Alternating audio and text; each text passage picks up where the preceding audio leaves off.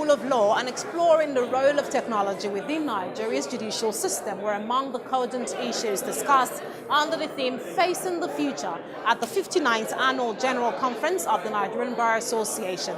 Welcome to CNBC Africa's special highlights of the key activities from the week-long event. I am Christy Cohn.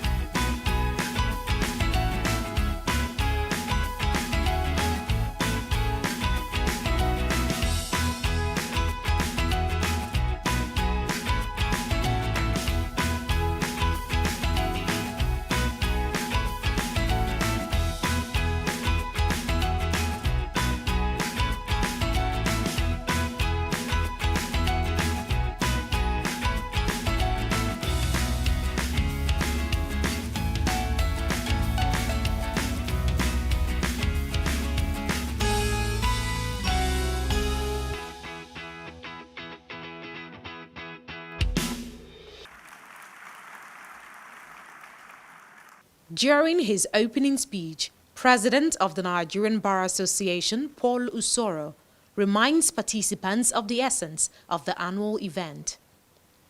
Keynote speaker and President of the International Bar Association, Horacio Bernardes Neto, adds that the high numbers of young participants at the event attests to the relevance of the theme of the conference.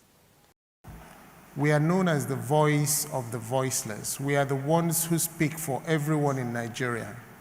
The second reason why we have this conference is actually to place those contemporary issues, discuss them, understand how it benefits us lawyers, the relevance to the ordinary Nigerian person, and in fact, for our country.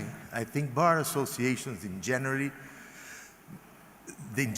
they are successful if in their meetings there are young people. Because since we are talking about the future, I think that it is important that they tell us what they want from the future. Declaring the conference open on behalf of Nigeria's President Muhammadu Buhari, whom he represented, Nigeria's Attorney General Abubakar Malami stressed his belief that the 2019 NBA conference would reaffirm the position of Nigeria's legal body as a critical voice in the country.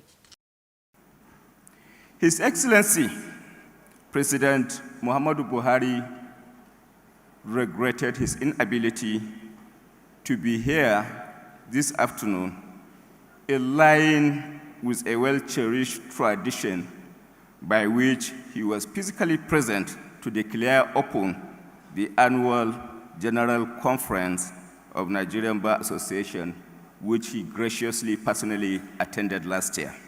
I am hopeful that this conference will reaffirm and consolidate the position of the Nigerian Bar Association as a critical stakeholder in the affairs of our great nation. I equally appreciate the Nigerian Bar Association for its mature engagement with the bench and other arms of government. Both the bench and the bar represent the twin pillars of ethics and the standard in the legal profession. Please let us put heads together. The bar, the judiciary, we must not only fly together, but we must be seen flying together. The theme is a recognition on the part of the Nigerian Bar Association of the reality of today and its future impact on the practice of legal profession, including justice delivery system. The capital city of Lagos State, where we are having this conference, today has 20 million people. In 20 years, this city will be 40 million people. The country today is 200 million people, with an average growth rate of 3% year on year. Nigeria will be 400 million people in 20 years. Those statistics shows why we need to focus on our role in the future, what opportunities will exist for our colleagues in the future, and why it's important to keep the legal profession on the straight and narrow. From discussing artificial intelligence in alternate dispute resolution, law and regulations in space, as well as bullying and sexual harassment within the legal community. The conference also covered gender-based violence and the Sustainable Development Goals. These days, every day we open up our newspapers or we listen to the radio or watch television, we are inundated with reports of one form of sexual or gender-based violence against women and children or the other.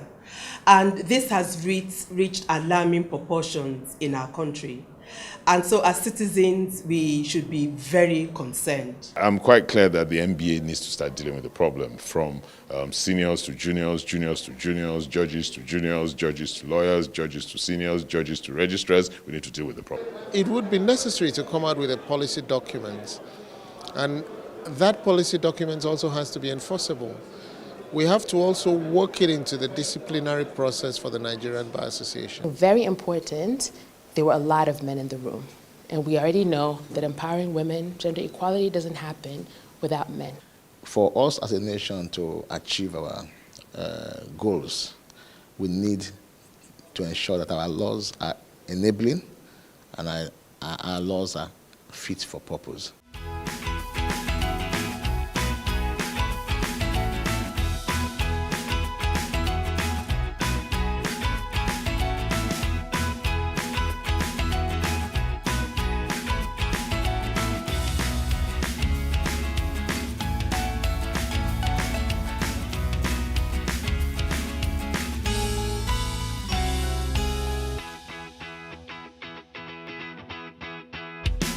The present government in Nigeria has done a lot by encouraging airlines through tax waivers, zero import duty on commercial aircraft acquisitions. Recently, the president has introduced VAT waiver for us, and it has gone a long way to help us to go out there and acquire more planes and increase our fleet. But not just that, we need to be protected. We need to think Nigeria first in anything we do, not just aviation. The NBA is thinking futuristically about what must be done and in anticipation of all the myriads of things Nigeria should really be addressing. We talked the benefits of space exploration, research, and it was clear that there are a lot of products that can come for human use. Other key conversations at the conference covered the rule of law, liberalization of Nigeria's aviation sector, among others. Frankly, we talk of financial autonomy. I'm not saying they shouldn't allow the courts to sort of run their own budget, but I don't think that is what is going to make our judiciary independent. All payments for filing fees are done electronically now. You don't pay cash for anything. So a lot is being done in terms of using technology to enhance and connect lawyers with the judicial process. Unless we have a clear idea about our constitutional framework, it will be difficult to make developmental progress. How do we intend to advise the government of our constitutional requirements? The discussion has been politicized by people talking about restructure, and I don't believe in that language. I believe it has become controversial. So the NBA can deconstruct the argument. I look at the opportunities that are abound in Nigeria and begin to see that we have not even started tapping through the opportunities that we have. Human resources that we have, mineral resources that we have, and various kinds of opportunities.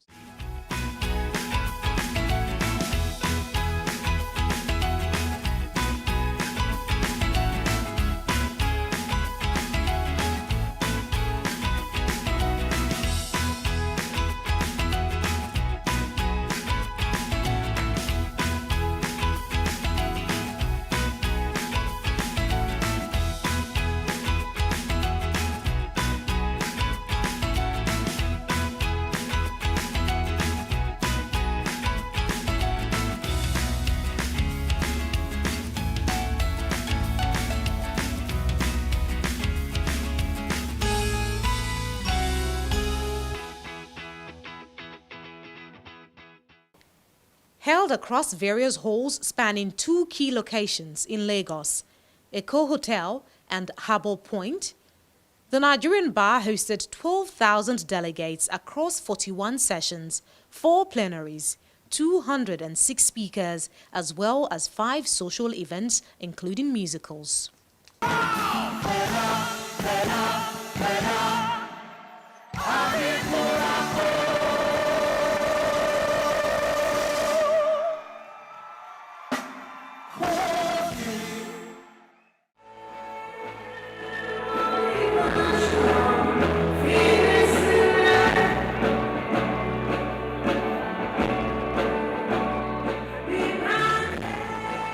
In the Service Awards category, we have 2 recipients tonight. The immediate past Attorney General of Rivers State, Mr. Chinwe Aguma, Senior Advocate of Nigeria. Mr. Adeniji Kazim, Senior Advocate of Nigeria, to come forward.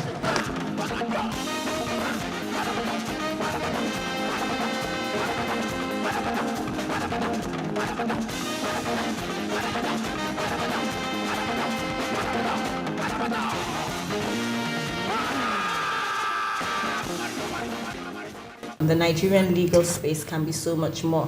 And there's so many changes going on in the world today around the legal profession. And it's time that we as Nigerian lawyers caught on the face of the legal profession is actually changing. And it's like a dinosaur. If you don't get with the program, you will die. In fact, what we call the future here is the present in some other jurisdictions, really. You know, at the MBA, we have sections. Section on business law, section on legal practice, and section on public interest and development law. We need not reinvent the wheel. Let us anticipate. So the feedback is that, yes, we're moving in the right direction, and the people are happy. So have we achieved what we set out to achieve? My hunch tells me yes. At the end of activities marking its 59th annual meetings, the Nigerian Bar Association received and approved the financial statements of the year ended July 31st, 2019, and adopted amendments to the Nigerian Bar Constitution 2015, as well as resolved that the amendments take effect on the same day, 29th August 2019. Over the week-long activities, we had experts and legal luminaries explore a myriad of issues, including upholding the Nigerian Constitution, the rule of law, all summed up essentially under the central theme, Facing the Future, the theme for the 59th Annual General Conference of the Nigerian Bar Association. This has been the CNBC Africa's special highlights of the event. Many thanks to you for watching. I am Christy Cole. On behalf of the team and I, it's goodbye.